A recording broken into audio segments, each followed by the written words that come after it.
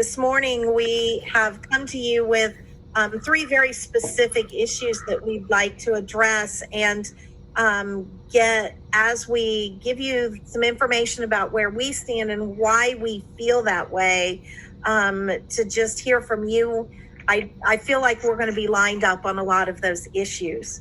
So let's get started if it's okay with you. I'd like to introduce Jack Murphy, and he's going to speak with you about our first issue. Good morning, Lawrence, and thanks for your time. I'm talking about domestic issues, and you've already touched on them. I'm not going to take a lot of time because I'm literally preaching to the choir here.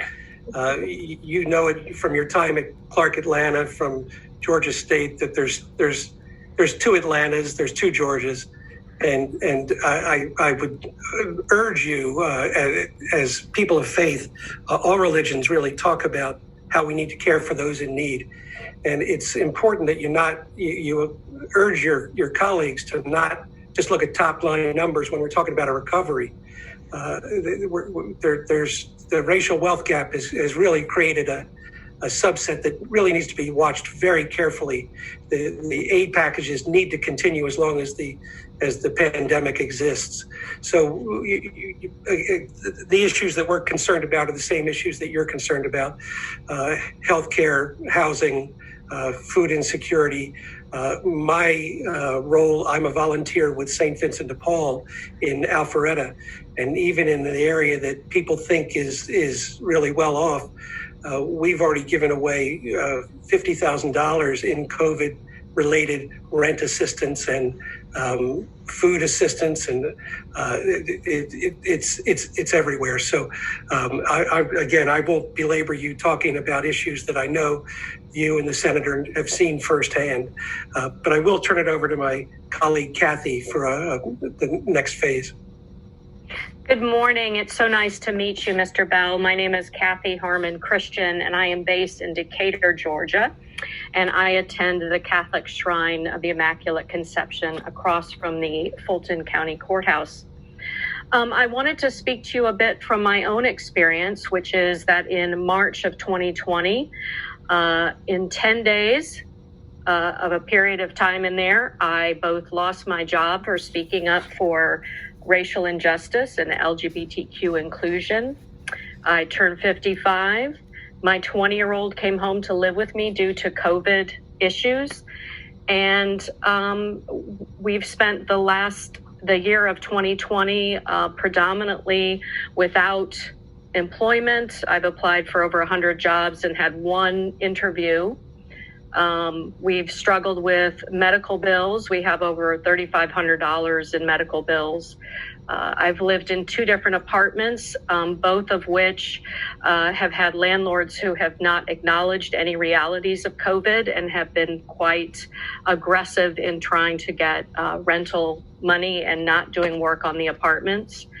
And my situation is much less than many people of color, of the homeless folks that we feed at the shrine regularly and what they are going through.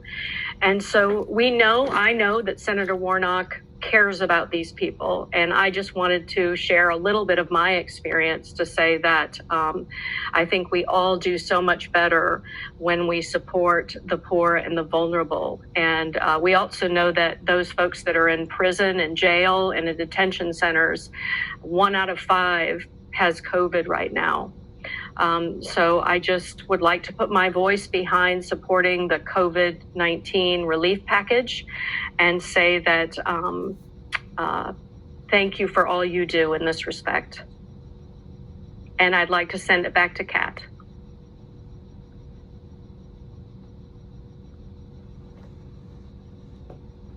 Sorry about that. Thanks very much, Kathy. I appreciate you and Jack both speaking on behalf of COVID relief. Lawrence, did you receive from us a package with some backgrounder and some documents that really went into more detail about our positions? I did. I don't have them in front of me right this second, but I did.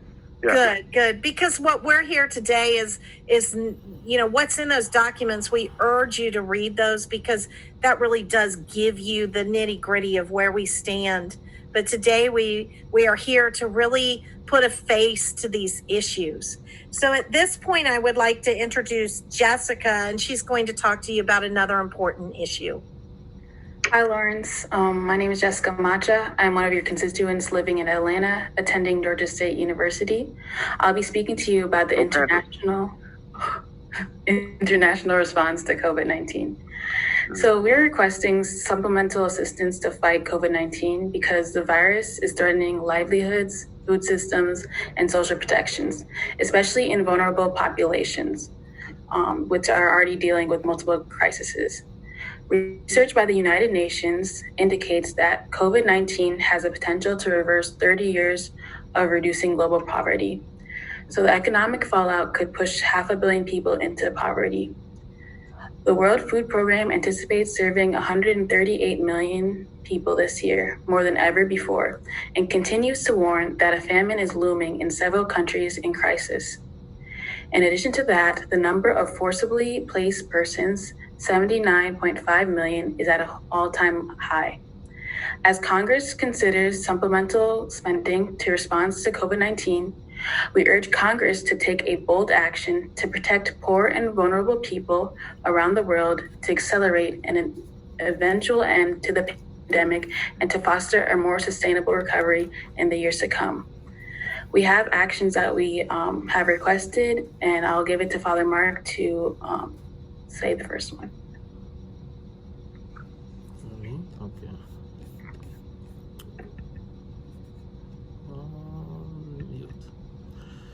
Great. My name is Father Uri Patrick Mark, and I'm the Catholic chaplain and director for the LykeHouse Catholic Newman Center that provides campus ministry for Clark Atlanta University, Spelman College, Morris College, and Georgia State University. And by the way, I won't say it here, but I have a Georgia connection that goes all the way back to 1844. So it will be at another time. But today we want to talk about the international issue. I want to add the voice to the international issue, especially in terms of international poverty reduction. We are asking our dear senator to kindly urge Congress to increase funding for international poverty reducing development and humanitarian programs in fiscal year 2022 appropriations to save lives, address the root causes of conflicts, and reduce crushing poverty. These foreign aids assistance will save lives and bring a human face to our suffering humanity in our efforts for global solidarity. And I'll just share with you a short story. I was born in Liberia. I'm a naturalized United States citizen and a resident of Georgia. In 2013, the largest recorded Ebola virus outbreak in history affected some of the poorest of the poor countries in the world: Guinea, Sierra Leone, and Liberia. Liberia had just begun its recovery from another 14 years of civil war from 1989 to 2003 that ravaged the nations, killing close to 250,000 people from its 4.5 million population. So with the Ebola outbreak, families were decimated. Thanks to the U.S. government for stepping in through the USAID. The USAID is the United States Agency for International Development. USAID led a U.S. whole of government effort to contain the disease and reduce the number of Ebola cases to zero. Working in partnership with the host governments and the international donors, USAID implemented a robust set of recovery and development programs designed in 4 pillars to address the second-order impact and ensure that West Africa and other nations in the region were prepared to effectively prevent, detect, and respond to the future outbreaks. And I would say that has an impact because West Africa now was not hit so hard with COVID-19 because of what USAID did. And so we are really asking our senator, to kindly urge Congress to increase funding for international poverty reduction, development, and humanitarian programs in fiscal year 2022 appropriation to save lives and to address the root causes of conflicts and reduce crushing poverty. Thank you very much. Well, thank you, Father Mark, and I'd be remiss if Senator Warnock definitely has a special place in his heart for Liberia. We took a trip, and I can't remember the church, but probably 3 years ago, he did a trip to Liberia, and then one of the reverends from a church in Liberia came to Ebenezer and preached at our church, and we were planning a trip back over there actually with more of our church members, but obviously COVID hit. But as soon as it's over, I know he's looking forward to heading back out that way. And we will all go together on that trip. All right. So thank you very much, Father Mark, and also thank you, Jessica. So Lawrence, one of the things that we know in the past, the state of Georgia and its senators have been very good about supporting USAID, about really supporting the work and the funding necessary to work to address those global issues with the poor and the vulnerable. And so, as you heard from Jessica and Father Mark, and you heard from Jack and Kathy, in this case, we're looking at both and, not either or.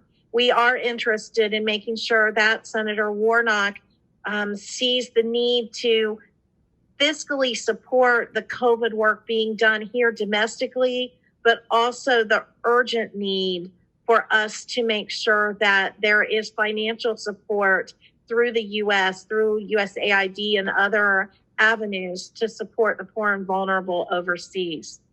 So we have one last issue we'd like to make you aware of. And at this point, I will ask Sarah Rose to tell you a little bit about that. Great, thank you. Good morning, Lawrence. My name is Sarah Rose, and I'm a student at Georgia State University as well. And I'm actually here with some other students who decided to sit in on the call. But the issue that we are going to be talking about mainly is immigration reform. And we are asking for our senator to support the so that can include a broad-based legalization and a pathway to citizenship. This will reaffirm family unity and reunification, and it'll address the root causes that drive migration. And the reason that we find this issue so important is because an estimated 10.5 million undocumented immigrants live in the United States today, and they could be deported just due to their lack of legal status. And approximately 2/3 of them have already lived in the United States for more than a decade. They pay taxes, and they often own their own homes. And they also work tirelessly in a wide array of jobs.